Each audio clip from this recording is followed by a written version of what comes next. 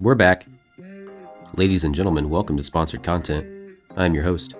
Today on Spawn Yawns, episode 2, we are going to do pretty much what we did in the first episode. I'm going to shoot the shit. We're going to recap briefly issues number 12 to 20. We'll discuss maybe the end of season 1. I made a few notes here. I feel like I'm a little better prepared for this episode, but we're going to start off with a recap, sort of get that out of the way, and then I'll kind of ramble on incoherently following that. But if you did suffer through Spawn Yawns episode 1, you probably know that we kind of bounce around, look at some images, some cool art while I ramble on. We'll take a look at the first page here from issue number 12. It's a really cool shot of Spawn on top of this church, standing on the cross with his big-ass awesome cape. A really cool shot of the moon, and a lot of text, pretty much just describing the nature of love. In issue number 12, this is where we find out who killed Al Simmons. Again, Spawn Yawns may contain spoilers, so if that's something that you're concerned about, you might want to watch the Spawn Storytime episodes first. If you do not care, then we find out in issue number 12 that Chapel is the one who murdered Spawn. Chapel is a Youngblood. I have an episode where we discuss Chapel and the Youngblood team in a little more depth. I would definitely check that out if you're so interested to learn a bit more of who killed Al Simmons. But in issue number 12, we go on sort of a long journey and end with Al having sort of a drunken flashback. He has a lot of memories here where he learns that his killer works for the government and that the mask, this makeup here, the skull face, was a tattoo essentially. So we see on our final page of issue number 12, Chapel in all his macho glory here. Chapel, again, is the one responsible for blasting Al in the face. He is doing this based on orders that he is given from his superiors. This is really cool artwork here depicting Chapel. We kind of build up to this point, and that was a reason we took a break and had Spawn Yawns episode 1 sort of to discuss and dissect and digest where we were. But now that we know that who has killed Al Simmons, we can kind of move forward here. We'll take a quick look at issue number 13 as well. Issue number 13 is a continuation of the Chapel story. We get a lot more detail regarding the manner in which Chapel killed Al. Chapel did this, of course, by orders from Jason Wynn. I think they told Chapel pretty much that Al was kind of like a dirty traitor. They couldn't really trust him anymore, maybe. He had basically gone soft. Chapel had no issues. He has no qualms with murdering his homies. That much we know. And we can see at the bottom that he just fries Al's brains to an absolute crisp. Spawn ends up getting his revenge, though. By the end of issue number 13, we can see that he has met up with Chapel. He teleports him to Africa, basically to the spot where Chapel had killed Al, and Spawn rips his face skin off, sort of permanently branding him with the skull tattoo, trying to impact his love life, maybe. We know that Chapel is a pretty horny fella, and I think that Spawn, ripping his face off is probably going to lessen the amount of action that he's going to get, although it'll probably increase the amount of action he gets from a particular subset of freaks, because there's certainly going to be some people who are into this, but I think overall, Chapel's betting potential is probably decreased, a net loss here. It's definitely worth mentioning, as I bounce around between issues here, that unfortunately for 90% of season 1, I've been kind of sick. So if you're wondering if I always sound like this, I sound pretty nasally. For that, I am aware. Hopefully soon I'll be in a little better shape, so I won't sound quite so bad. But the vast majority of all of the videos recorded in season 1 were unfortunately during a period where I was pretty ill. So I do apologize for the way that some of that sounds. If you sort of made your way through that, then I think you'll be fine. I don't expect that anything's going to get any worse in that regard, but I'm definitely aware of the way I sound, and there's not a whole lot I can do about it, and for that I apologize. In issue number 14, we begin a new story arc where we have an extended tale of lies told from the perspective of the Violator. He has a small audience of kids in the alleyway. Violator's basically just pissed off at Spawn because Violator wants to lead Hell's army. And so he's not really given that opportunity. Instead, what his job is to accompany the Hellspawns on Earth and sort of provoke them to use their power, and just generally kind of be a nuisance and like a babysitter and some other things. But Violator just wants more respect. He thinks he's pretty gruesome and fearsome and capable to lead Hell's army. So basically what's happening here is Spawn's just super famous. You know, he's like LeBron or something, and the Violator just is jealous. He's telling the story in a way that puts him in a positive light, and like I mentioned in these episodes, it's kind of hard to cover just because everything you see is like the exact opposite of kind of the dialogue and like what I'm trying to describe. It's a pretty cool issue though. Like overall, I really like the covers. I'm not really prepared to pull up the cover, but issue number 14 was my favorite cover at this point, just because it had both the Violators, both of the Violators posed there, which looked pretty cool. I'm gonna pull up the cover. I don't give a shit. It'll only take a minute. So here's the cover of issue number 14, just looking really cool. Both Violator forms here, Danny DeVito and True form. We actually, the Violator is absent for several issues while we kind of go through that guest writing run and some other things. But when we get back around to Violator, he's just kind of sitting here clowning around, telling this whack-ass story. And it's all pretty entertaining, really. In issue 14, we get another really awesome shot of Violator getting kicked in the back by Medieval Spawn's just magnificent and majestic steed here. I don't know why I find this so hilarious, but I do. Just the way this is drawn, like the Violator just looks like he's getting the absolute shit kicked out of him in such a way that you don't even think he's going to recover. And then like on our immediate next page, like he is totally fine. He's super pissed, and he's about to fight Medieval Spawn, and then like he works up this just gigantic fire blast. So, you know, he's really not affected in any way whatsoever by that kick, but it just looks really awesome. In issue number 15, we get more of a continuation of the Violator's Tale of Lies.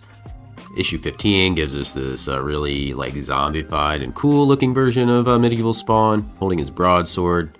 It's like holding it so tight and badass, he's kind of cut himself maybe, or maybe not. Maybe that's just the Violator's blood, but it doesn't look like it. He just calls him a coward. He's like, you know, you're standing behind my mom, you know, that's a bitch ass move, and, you know, come out here and fight me with honor. At the end of issue 15, we see a shot of, you know, emotional Medieval Spawn here crying because his mom wants nothing to do with him because he looks so freakish. We get a shot of Violator saying that he's been born again as the first dragon, and we get a shot of Malebolgia down at the bottom. A lot of really cool artwork depicted in issues 14 and 15.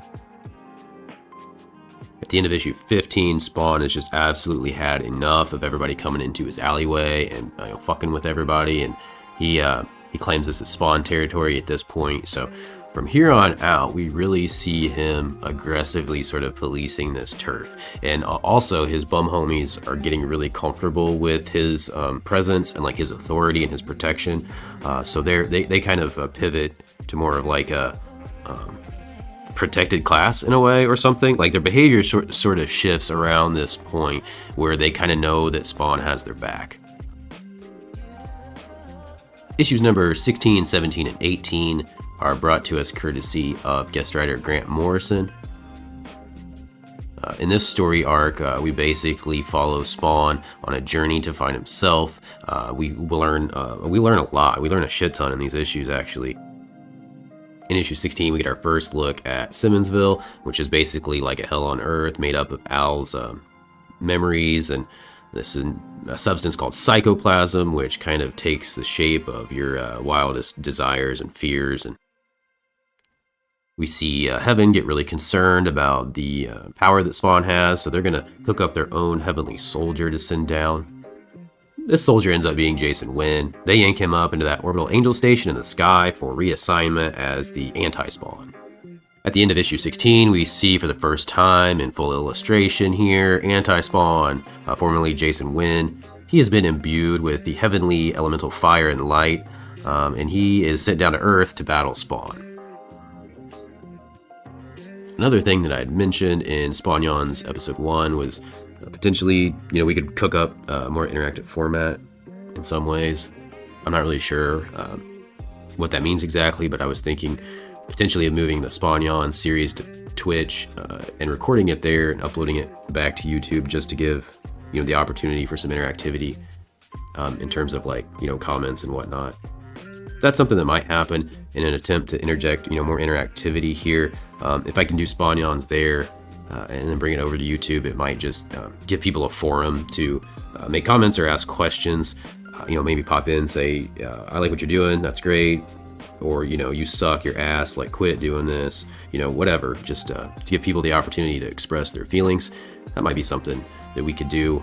I also considered potentially doing like Spawn Storytime Remastered on Twitch at some point in the future and make it like more of a discussion format for each issue and have that on some sort of set schedule.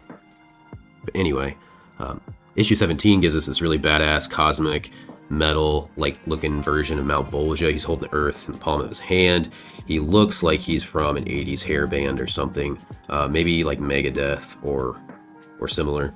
But issue 17, another continuation of Spawn learning about himself.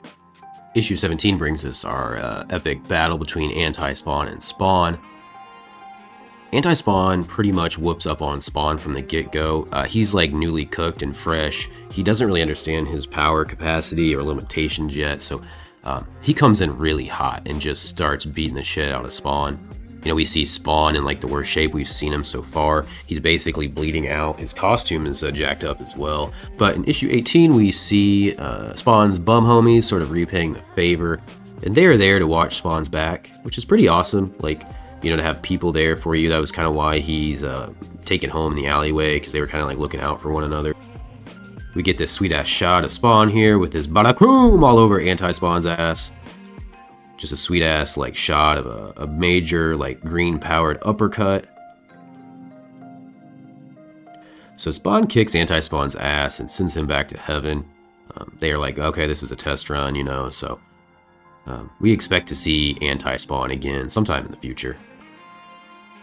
At the end of issue 18, Spawn's sort of like destroying Simmonsville because he's really pissed off about the perversion that they've made with his memories. We get this really cool shot of him blasting Major Vale in the face. I made several cracks about Major Vale being like a major and not anything higher up. I don't know what the hell he is. Like, he could be like a major general, I guess. I don't really know. I just thought it was funny that Jason Wynn is like the head of the CIA. He's head of other shit too. He's just like the most powerful man in the United States. And he's just like demonstrating to this major, all this crazy shit with psychoplasm. And the dude can barely even comprehend what he's seeing. Jason Wynn's like, hey, check this out. Do you think you could, weaponize this? And Major Vale's like, I don't even know what the hell this is. Here we have the best shot, in my opinion, of Spawn, like in this entire series up to this point. One, it's like full art, sort of poster style. So that's cool anyway. That's one of the reasons it looks so awesome, is because it's fucking huge. But yeah, it's just like Spawn and that sort of, face in the darkness look. He's got his moon head. The chains are really awesome and cool and like prominent. Really dig the rain. This is the end of issue 18. This is basically at the point where he's learned who killed his ass, which was Chapel. Then we kind of took an aside while the Violator told an extended series of lies in this wild tale. And then we kind of get back around to Spawn, like finding himself in the gravesite, finding his dead ass there and being angry about that. Then finding out about Simmonsville, Psychoplasm, sort of getting attacked out of nowhere by Anti-Spawn, having to deal with him. Just kind of a lot of shit that's happened to Spawn. If you watched my video, episode 22, Spawn Batman crossover, you may know that I'm not a huge fan of the Houdini storyline. The Houdini storyline, issue 19 and 20, is odd in and of itself. So kind of real quickly, we release Spawn, right? We're like issue 15, 16, 17, 18. And then after issue number 18, for whatever reason, they get together, they release this Spawn Batman crossover, which from what I gather is a little polarizing. It's still really cool, but like it's something that I'm probably not going to want to really read again, unfortunately, just because that's the nature of how I feel about it. But anyway, so we go to issue 18, then they do the Spawn Batman crossover. And because of that, the next release is Spawn issue number 21. And that's actually going to kick off our Spawn Storytime Season 2.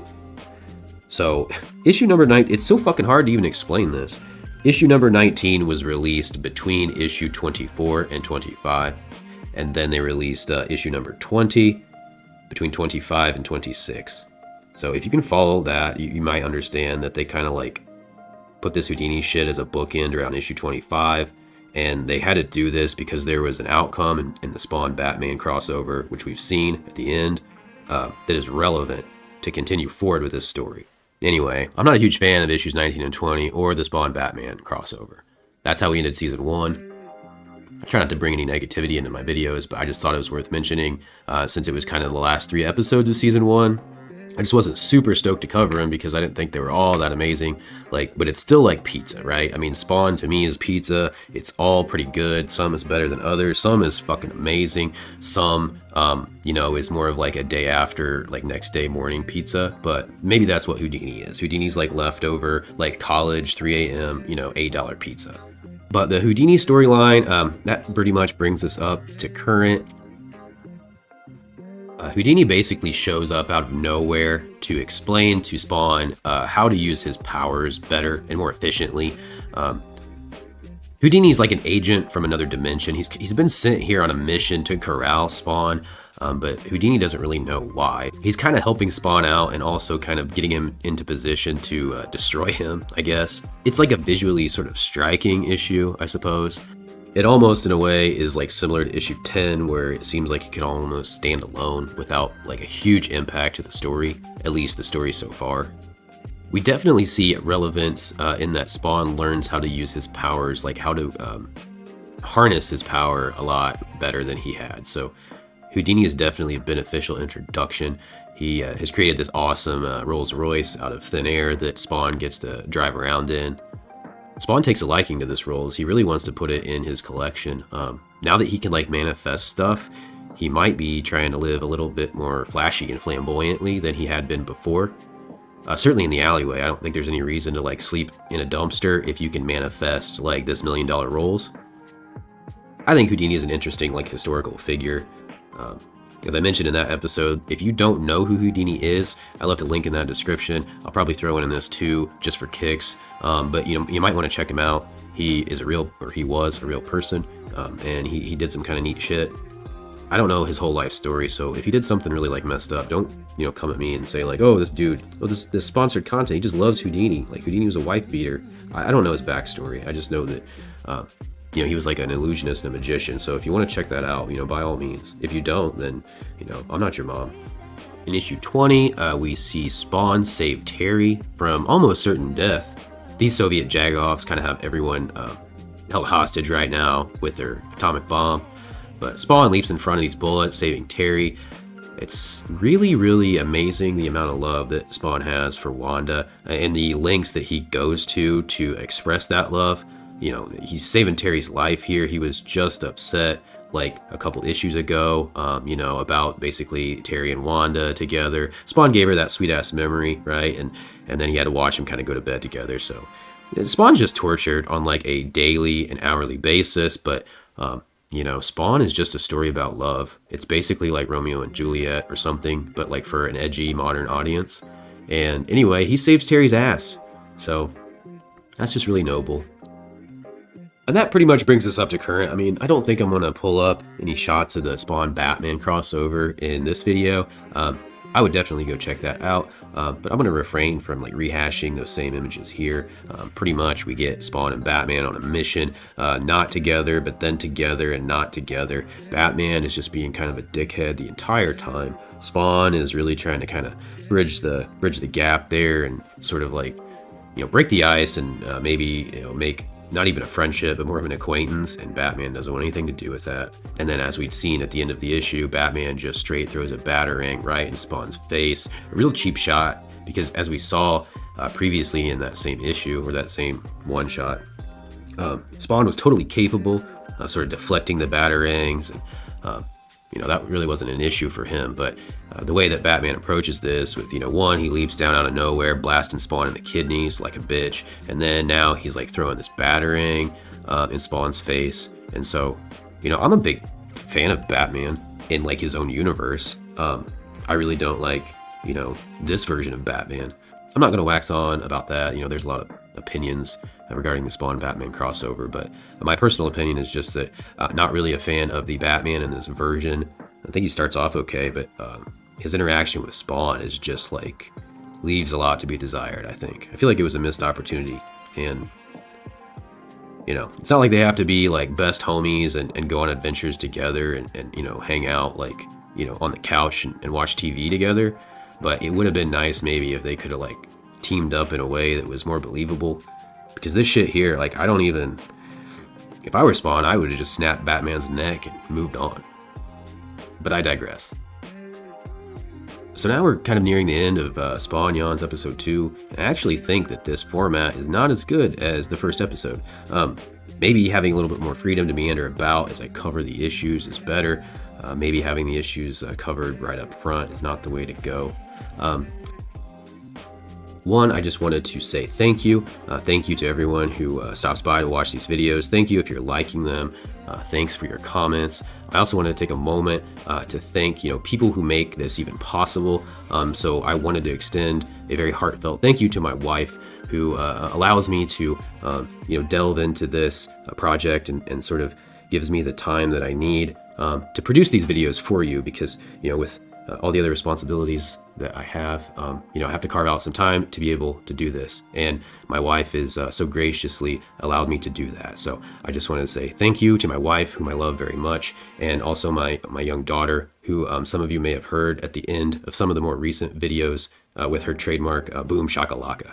So I guess what I'm saying is thank you for stopping by. As always, we're looking forward to continuing with Spawn Storytime Season 2, hopefully within the week. And as far as announcements or other sort of, housekeeping BS, I do want to mention that there are plans in the works for some sort of giveaway to occur in the coming weeks, maybe. So there will be a separate video maybe regarding that. Just something sort of like a thank you to the community, thank you to people who are stopping by and kind of engaging with this content. So teaser, I guess, what we will be giving away initially is just the Volume 1 Spawn Origins trade paperback. So that trade paperback, I believe, covers Spawn issues 1 to 6, number 1 to 6. And the reason I thought we would do something like that also is you may have seen me tout print media in some of the other videos. And so I kind of wanted to put, my money where my mouth was in a way, and allow somebody an opportunity to acquire some print without, a whole lot of effort or cost at all on your part. So we'll have another video discussing the nature of this giveaway and how you can sort of enter that. But in the meantime, I think we're just going to bring this episode to a close. This has been sponsored content with an episode of Spawn Yawns, where I kind of just blather on and recap a bit of the story so far. I might mention why I did this or that, or make some general announcements. So definitely skip this if you don't want to hear me ramble on about nothing. But if you do enjoy these, if you have some comments or suggestions, definitely open to some criticism there. And like I said, we may move this format to Twitch. So in any case, thanks for stopping by. I hope to see you again. Boom Shakalaka.